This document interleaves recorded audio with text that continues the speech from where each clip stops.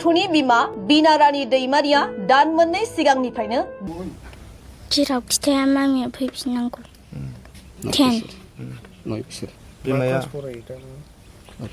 5 बिमा खाङो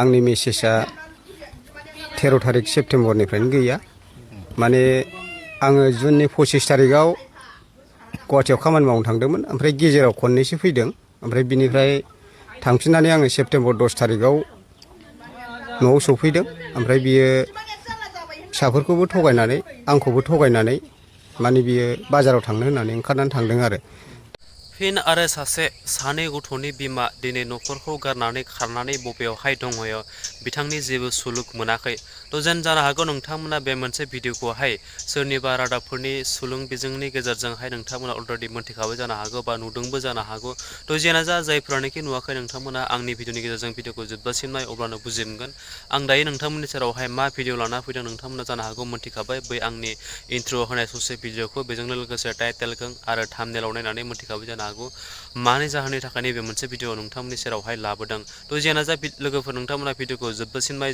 माब्लाबाबो स्किप खालामनाङा आथिखालनि जुगावहाय जोंनि बर' समाजावहाय जोंनि गिरिब दुखुथिया न'खरावहायसो मानो बेफोरबायदि जाथायाहाय गले गले जानो थांगासिनो दङ आरो मानि थाखाय जाबाय थायो मा जाहोननि थाखाय जोंनि बर' आइजो माहारिफोरा बेफोरबायदि गुबुन हौवा लानाय बा गुबुन न'खरखौ सिफायलांनाय बेफोरबायदि जाथायाहाय जायो आरोना लोगोफोर आं बांसिनखौनो 100आव 80% नुदों जे जोंनि बर' हिन्जावफोराल' खारनाय हौवाफोराबो दङ नाथाय खिन्थु आं प्रायखौनो नुनो मोनाखैहाय जोंनि हौवा माहारिफोराहाय एसे खम दङ बिथांमोनाहाय गोबां न'खरखौ गारनानै गुबुन जायगायाव थांनानै खस्थ' खामानि मावो गावनि बिसि फिसायखौहाय जाहोनो थाखाय लोंहोनो थाखाय लेखा फरायहोनो थाखाय आरोना लोगोफोर थ' जेना जा नोंथांमोनखौ आं बांद्राय गोबाव खालामब्लासो नैबे मोनसे भिडिअनि क्लिपखौ नायलांगोरो बिथांनि जिहेतु हासबेन्डआहाय मा बाथ्राखौ लानानै दिनै नोंथांमोननि सेरावहाय फंनैसो बाथ्राखौहाय शेयार खालामखो आरोना लोगोफोर नायलांदो भिडिअखौ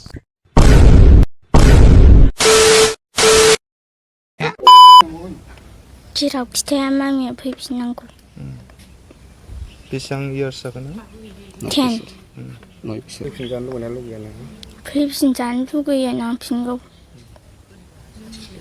आंनि न'खरावथ' समयसाया आंनि मेसेजआ 13 तारिख सेप्तेम्बरनिफ्रायनो गैया माने आङो जुननि 25 तारिखआव गुवाहाटियाव खामानि मावनो थांदोंमोन ओमफ्राय गेजेराव खननैसो फैदों ओमफ्राय बिनिफ्राय थांफिननानै आङो सेप्तेम्बर 10 तारिखआव न'आव सफैदों ओमफ्राय बियो फिसाफोरखौबो थगायनानै आंखौबो थगायनानै माने बियो बाजाराव थांनो होननानै ओंखारनानै थांदों आरो दा बिनिफ्राय बियो बबे जायगायाव दं बेखौ मिथिया मा खामानि मावनानै थादों बेखौबो मिथिया बबे जायगायाव दं बेखौ मिथिया दा न'जों जेबो जगाजग गैया आरो गेजेराव खनसे जगाजग जादोंमोन 10 दिननि उनाव खिन्थु मोजां रायलायनाय जायाखै बांसिन फिसाजोआसो रायलायनाय जादों दा बिनि उननिफ्रायनो जेबो जगाजग गैया आरो दा बेखायनो आं बुंदों बेहा गथ' सानै दं माने अननानै फैफिनथों जाहाथे गथ'फोरनि इयुनखौ सिन्था खालामनानै जेरावखि खामानि दामानि मावनानै थाया मानो आं बेखौ खावलायो आरो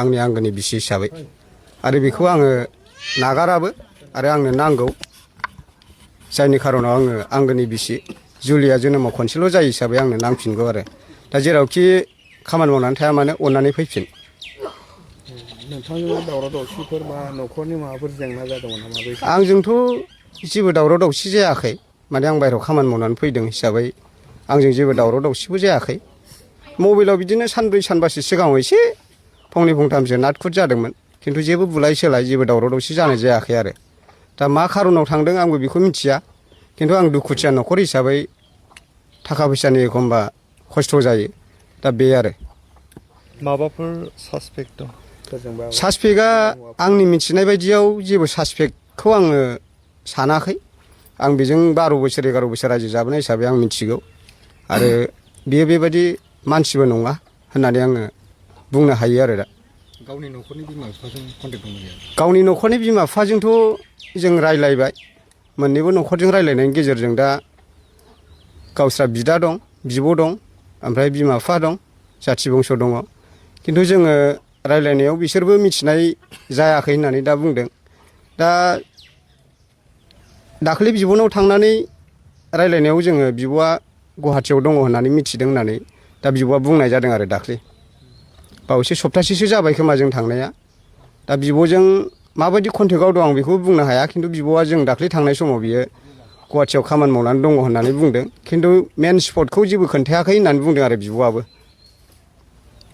पुलिसनो इनफर्म होनाय जादोंना जायाखै? पुलिसनोबो जोङो मिसिं रिपर्ट होनाय जाबाय। माने आथिखालनि जुगा बहुद क्रिटिकेल जुग, बे हिसाबै जोङो आजिखालिनि जुगाव मानसिखौ गुबुन गुबुन दाब दाब जायगायाव थानायाव नों बहुद एक्सिडेन्ट जानांगौनि सम्भाबना थायो, बेनिखायनो जोङो मिसिं रिपर्ट होनानै दोननाय जादों आरो थानायाव। ओमफ्राय जों सात्र संगठन हिसाबैबो जोङो बिसमुरि आन्सलिक एबसुजोंबो जों एसे इनफरमेसन होनाय जाबाय, बेखिनि आरो। दा जेराव खिथाया मानो फैफिनजानो? दा फैनांगौ, गथ' गथाय दं, गथ' गथायनि इयुननि खोथा दं। जाया नङा जाबाय 12-11 बोसोरसो रायजो जानाया। आंहा खिन्थु थाखा फैसानि खस्थ' दं, दुखुथिया न'खर हिसाबै। दा अब्लाबो गथ' गथाय आं बेखौ जेबो दुखु होआखै, गावबो बिसास खालामबोदों, आंबो बिसास खालामबोदों। जों बहुद दंबाबो गैयाबाबो बहुद जोङो रेसपेक्ट होलायनायनि गेजेरजों सोलिबोदों। दा मा गोसोजों बा माबा खारनजों बेबायदि थांदों आं बेखौ बुजिनो मोनाखै आरो। दा जेरावखि थाया आं खावलायो आंनि आंगोनि बिसि हिसाबै, माने अननानै फैफिन। सोरबाफोर नुयोब्ला बायसान्सआव सोरबाफोर बबेबा जायगायाव खामानि मावनाय दामानि मावनाय, बबेबा हटेल बा सोरनिबा न'आव थानाय बा दखान सखान बा कम्पानि सम्पानियाव सोरबा नुदोंब्ला अननानै मबाइल नाम्बार होगोन, बेहाय खोन्थाहर आरो। मा मुं? नामा आंनि नामा फैलाव दैमारि, गामिया सामखागुरि, पस्ट अफिस बिसमुरि। आंनि आंगो बिसिनि मुङा जाहैबाय बिनारानि दैमारि, ओमफ्राय बिफानि मुङा बिस्ति बर', गामिया बेनो सामखागुरि, ओमफ्राय बिसमुरि पस्ट आरो। बियो थांनाय फुंनि 8थासो जाबायमोन खोमा, 8था 8:30 बेबायदि आरो। हाथायाव थांनो होननानै बियो गथ'फोरखौबो थगायलांदों, आंखौबो थगायलांदों आरो। दा बे दिननिफ्रायनो बियो न'आव फैफिननाय जायाखै। थाखा फैसाफोर लांफादों नामा? थाखा फैसाखौ आङो बांद्राय बुंजोबनो हाला। आंबो एसे होनाय दंमोन, ओमफ्राय गावनावबो माबा फानलुनाय दंमोन खोमा। मथा मथि बेनाव 8-9 हाजारसो फैसा दंमोन खोमा आंनि आइडियायाव आरो। खिन्थु पारफेक्टलि बेसेबां आखायाव दङमोन आं बेखौ बुंजोबनो हाया, बुंनो हाला। तो बेनोमोन लोगोफोर भिडिअ'आ। निस्सय नोंथांमोना जोबजासिम जुदि भिडिअ'खौ नायदोंब्ला थारैनो हमदांनो हाखाबाय, बुजिखाबाय बिथांनि जिहेतु हासबेन्डआहाय मा राव लानानै मा थांखि लानानै दिनै नोंथांमोननि सेरावहाय फोरमायलांखो, आरो बिथांनि जिहेतु खारनाय बिसियाहाय मा जाहोननि थाखाय गथ' सानैखौ गारनानै दिनै न'खरनिफ्राय जानगार जानानै दङ, आरो बबे जायगायाव दङ, माबोरै खालामनानै दङ, बिथाङानो गावनि खुगानिफ्राय रोखा रोखा नोंथांमोननि सेरावहाय फोरमायलांखाबाय। बेनि गेजेराव आं आरो बांद्राय बुंनानै भिडिअ'खौहाय जेन फोलावबावगोन होननानै आं सानाखै। जोबथारनायाव नोंथांमोननि सेरावहाय मोनसेल' रिकुवेस्ट खालामदो आं, बे मोनसे भिडिअ'खौ नोंथांमोननि सेरावहाय लाबोनायाव आंनि माबाफोर गेना गोरोन्थि जादोंब्ला बयनिबो सेराव आंनि माहा बिबाय। बेजोंनो लोगोसे नोंथांमोननि सेराव बे भिडिअ'आहाय मोजां जादोंब्ला बा नोंथांमोननि मोनसे हेल्पफुलनि थाखाय खामानियाव फैदोंब्ला नोंथांमोना अननानै आंनि चेनेलखौ साबस्क्राइब खालामदो, लोगोसे लाइक कमेन्ट एन्ड शेयार खालामबावदो। जोबथारनायावहाय लोगोफोर बे खनायाव थानाय बेल आइकनखौ नोंथांमोना दाबायना हो आरोना लोगोफोर, जाहाथे बेफोरबायदिनो गोदान गोदान आपडेट्स भिडिअ होयोब्ला गिबि नोंथांमोननियावहाय नटिफिकेसना सहैनाय बायदि। स' थेंक इउ स' माच। नेक्स्ट भिडिअ फिन खेबसे लोगो मोनगोन। बाय बाय।